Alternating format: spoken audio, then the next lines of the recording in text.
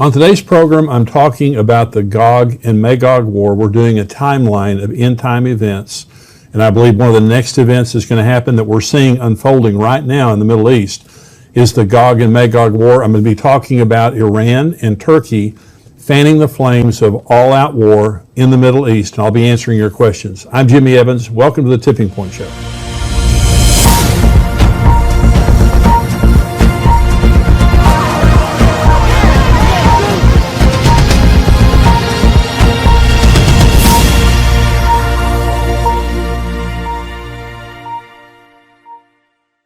Welcome to the program today. I mean, what's happening right now in the Middle East is incredible. I say that. It's exactly what the Bible said would happen, and we're seeing the Gog and Magog war unfolding right before our very eyes, and we'll be talking about that a lot on today's program. Let me first of all say the Tipping Point book, I talk about it in my book. If you don't have the Tipping Point book, this is a lot of what I talk about here during the show. It comes from the Tipping Point book. So if you haven't ever read this book, it's a really good book to give you a basic understanding of the end times and what is happening and what will happen in the end times. And so encourage you can go to endtimes.com/book and you can order the book there or on Amazon or wherever, but endtimes.com/book. We just went over 100,000 subscribers, and that's growing very rapidly on YouTube. And so for all of the YouTube viewers, thank you so much for viewing, all of our materials in the Tipping Point Show. And so thank you for helping us go over 100,000. If you haven't subscribed yet, subscribe to my page, the Jimmy Evans YouTube page, and we really do appreciate that a lot. Let me get right into this teaching today, because this is happening in real time. You are seeing this in your news every day unfolding before your eyes, and this could turn into all-out war in any hour, any day. This is Ezekiel 38. The word of the Lord came to me, saying, Son of man, set your face against Gog of the land of Magog, the prince of Rosh, Meshech, and Tubal, and prophesy against him and say, Thus says the Lord God, Behold, I am against you, O Gog, the prince of Rosh, Meshech, and Tubal. I will turn you around, put hooks into your jaws, and lead you out with all your army, horses and horsemen, all splendidly clothed, the great company with bucklers and shields, all of them handling swords. Persia, Ethiopia, and Libya are with them, all of them with shield and helmet. Gomer and all its troops, the house of Togarmah from the far north and all its troops, many people are with you. Prepare yourself and be ready, you and all your companies that are gathered about you, and be a guard for them. After many days you will be visited. In the latter years you will come into the land of those brought back from the sword, and gathered from many people on the mountains of Israel, which had long been desolate. They were brought out of the nations, and now all of them dwell safely. You will ascend, coming like a storm, covering the land like a cloud, you and all your troops and many peoples with you. So let me first of all, this is the Gog and Magog war. This is commonly referred to as the Gog and Magog war. And so I'm going to talk about when it's going to occur, but I want to begin by talking about who are these people? Who are these nations that God is referring to? Well, Gog is a person. Magog is the land of Gog. And so he begins by addressing, this is mainly addressed to Gog. And it says, you're the prince of Rosh, Meshech, and Tubal. So Gog is a very, very powerful nation, very powerful person. I believe it's Russia. Now, Joel Richardson, who is an end times expert, I interviewed him, and you're going to be seeing those interviews in upcoming programs. I have a great amount of respect for him. Now, he believes that Gog is Turkey. And I'll talk about Turkey here in just a minute. But I believe it's Russia, and I believe that for a couple of reasons. One is historically, but I also believe it because look at the Middle East right now. The strong man in the Middle East isn't Turkey. It isn't Iran. It's Russia. And Iran and Turkey are very powerful nations on their own. But Russia is the kingpin in the Middle East, and Russia is in Syria right now. I mean, this is real time. This is happening. Okay, so the second main country listed here is Persia. Persia is Iran. Iranians are not Arabs, they're Persians. And so old, ancient Persia is modern day Iran. Number 3 is Ethiopia, and that would be the modern nation of Sudan. Some parts maybe of actual Ethiopia, but mainly the Sudan. Now the Sudan has been making peace with Israel, but Secretary of State Mike Pompeo pressured them to make amends with Israel to get them off of the watch list because it's a terror state. So the peace that's being made between the Sudan and Israel is not a real, strong peace. It's very fragile, especially when, Muslims go to war against Israel. Libya is Libya, and maybe areas of Algeria and Morocco also. Gomer is Turkey, maybe some of Germany. Now, some people think it's Germany, and Germany is a very strong trading partner with Iran, but I believe that it is Turkey. And then Togarmah from the far north is Turkey. Let me show you the map here, and this will give you a good idea. And so when you look at the Middle East, this is Russia up in here, Gog and Magog. You have to remember now, of the old Soviet Union, this area of the old Soviet Union was all Muslim. And so the former Soviet Union, half of it was Muslim. And so then you see, this is Israel here, Iran is Persia. This will also include areas of Iraq, Syria, Lebanon. This is Turkey up here. When it says from the far north, this is directly north of Israel. It's also, Russia is directly north of Israel here. If Gomer is Germany, that would be over here. I really don't believe it is, though. And then you have Libya over here, and you have Ethiopia over here, which is modern-day Sudan. And so you can see these are all regional areas around Israel where these countries are going to come from. Well, the interesting thing is they're all aligned today. They're all of these nations are aligned with Russia and with one another, and they all hate Israel. They're all anti-Israel to some degree. I'm going to read you some comments after the break of what the Turkish president is saying right now about Israel and going to war with Israel. It's absolutely incredible. So you don't have to wonder when you look at Ezekiel 38 and 39, you don't have to wonder if it could happen. It's happening. Israel is at war.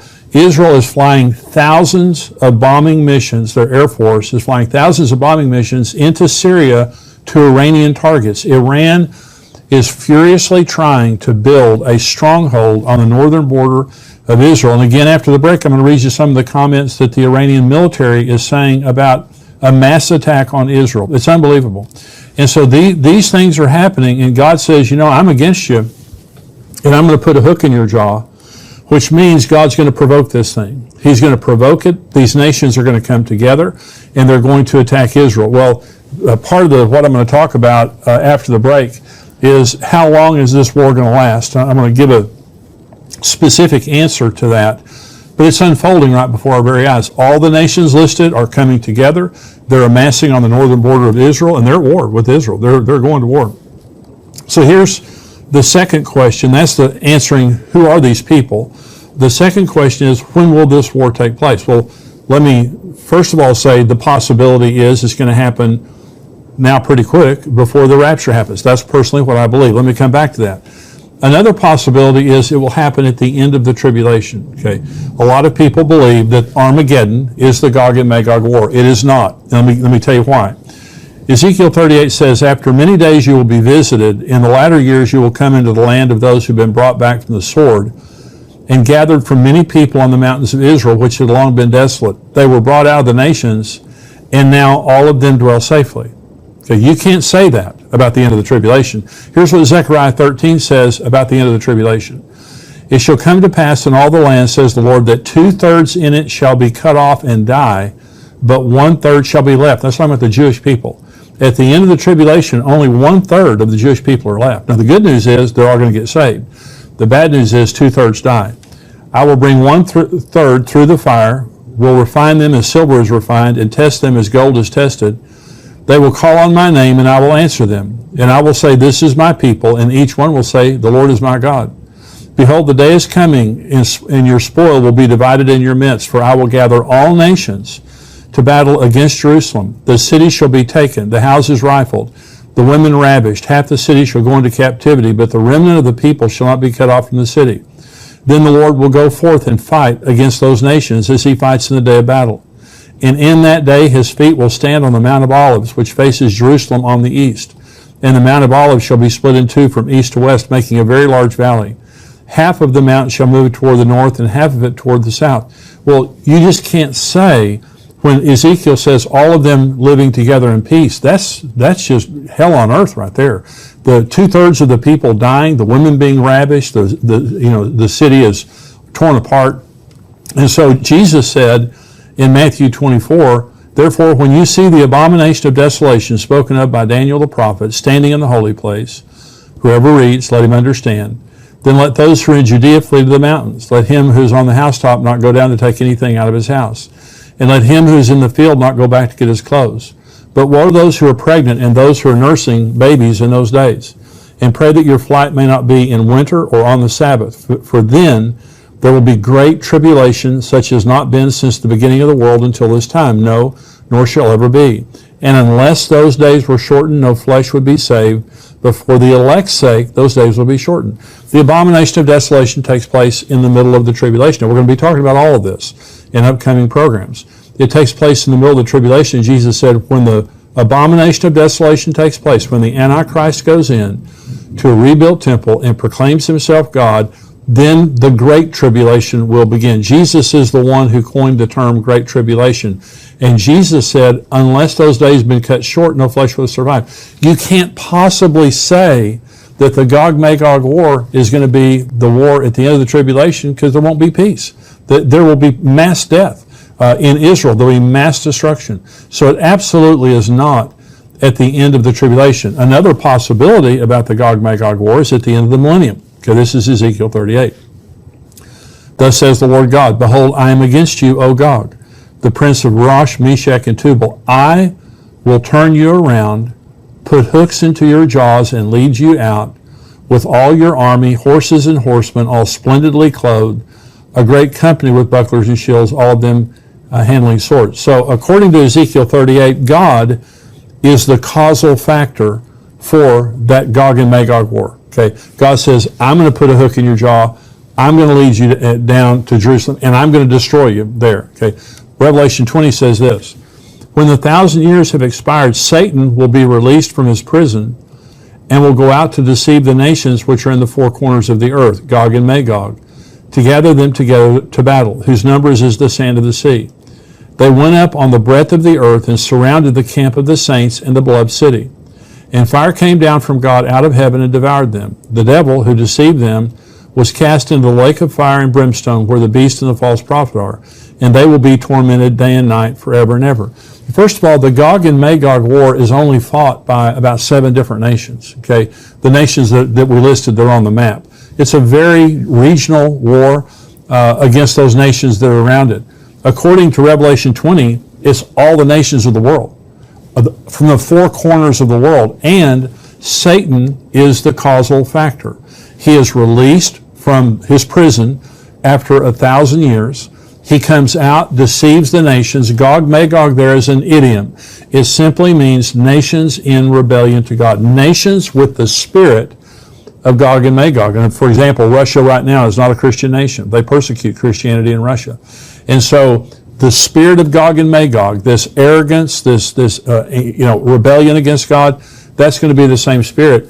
And their purpose, the Gog Magog war of Ezekiel 38, it says that they come to take spoil. Okay, well, Iran is going to come to get spiritual justice in their eyes, for the way Islam shows it. They're coming to destroy Israel and take back Jerusalem. That's what Iran. Russia's coming for the natural gas. Russia's coming for the natural resources of Israel.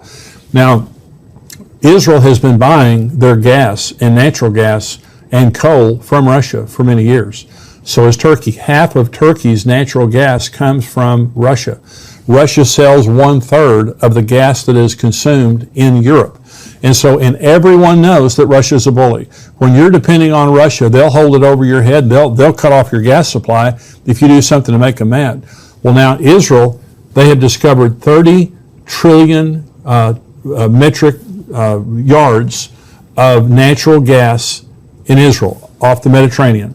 And they're discovering more all the time. This is way more natural gas than Israel could ever consume. So they're building a pipeline through Cyprus and Greece, Italy, to supply Europe with Israeli natural gas, which is a huge economic boon to Israel. But they're a direct competitor now with Russia in the gas business and energy business in Europe, and which is a huge blessing. By the way, Egypt is buying their gas from Israel now. Jordan is going to buy their gas from Israel. And so this is a huge blow to the stronghold that Russia has had. And I believe that Russia's desire is for the strategic interest there in Israel, but it's also for the resources. But that's what Ezekiel 38 says. You've come to take plunder. But in Revelation 20, the issue of the rebellion in Revelation 20 is not to take plunder, is to kill us and to overthrow Jesus. So it's completely different. So I absolutely do not believe that the Gog and Magog war is at the end of the tribulation or at the end of the millennium. I believe the Gog and Magog war is going to happen pretty quick. It's happening. It's unfolding before our very eyes. This could blow into a major war between all the nations listed in hours, in days. So it will not take long. And the provocation, I'm going to read these statements to you after the break about Turkey and Iran and what they're saying, and it's very, very troubling. And so I believe the next event that's going to happen is going to be the rapture. And some people might say, well, will the Gog and Magog war take place before the rapture, after, whatever? I believe it's going to be very close. We could see the actual Gog and Magog war break out. We could see the whole thing take place. But I believe around that time, there's going to be the Gog and Magog war and the rapture, and then there's going to be a peace treaty between Israel and the Antichrist, a covenant that is confirmed for a 7-year period of time, which begins the tribulation period of time. And I'm going to be talking about on the next program, is the beginning of the tribulation. So where we are right now is in the rapture and the Gog and Magog war. I believe the rapture could happen at any time. And as I've said to you before, I believe the rapture will occur during the Feast of Trumpets. It's a 2-day feast. You don't know the day or the hour. It's the next feast to be fulfilled, and I'll talk about that on a future program to help you understand why I believe that. But I just believe that we are seeing now the unfolding of the Gog and Magog war. Israel has been living in relative peace since the 6-day war, since the Yom Kippur War. 1967 was the 6-day war. 1973 was the Yom Kippur War. They've been living in relative peace in unwalled villages. I know they have a wall in Israel, but the villages, the cities are unwalled. And so they've been living in relative peace. Now we see in the last week 3,000 rockets, over 3,000 rockets fired from the Gaza Strip by Hamas. Now they're being fired from Lebanon. Israel's taking very decisive force against Gaza, especially, and going in there and trying to reduce the capability of Hamas. People are dying, and there's this war. And here's the point, a very interesting thing that's happening in Israel right now. The UAE, the United Arab Emirates, they are siding with Israel. This is the first time an Arab nation has broken rank with other Arab nations, because they always come together and they always condemn Israel. The United Arab Emirates has recently signed an Abraham Accord with Israel. They're calling on Hamas to stop shelling Israel, stop bombing Israel. And so, which is a phenomenal breakthrough. And other of the Gulf states are doing the same thing. So this is a different kind of war. I want to say I'm thankful for the Biden administration. They have some troubling views about the boundaries of Israel, pre-1967 boundaries, but they have not condemned Israel. To this point, they have continued to stand with Israel through this, which is a very comforting thing. If it were not for the United States of America in the United Nations, Israel would be in bad trouble. And one of these days, the United States is not going to be there for Israel in the United Nations, because we all know that Armageddon is going to be the whole world marching against Israel and against Jerusalem. And so, but we're seeing some things happening that have never happened before, and all of these things are pointing to the fact that the Gog and Magog war is very, very soon, I believe. I believe it's going to happen before the tribulation, because remember, in Ezekiel 39 it says it'll take 7 months to bury the dead and 7 years to clean up all the debris. So if it happened now and the tribulation begins, then you have the 7 months and the 7 years available. If it happens after the tribulation begins, then, not so much. Not that it couldn't happen. But I think that we're in the timing of the Gog and Magog war. I believe we're seeing it happen. It's unfolding right before our very eyes on the news every single day. And Jesus said, when you see these things begin to happen, look up, lift up your head, your redemption is drawing near. The purpose for the Tipping Point Show is, number one, to encourage you.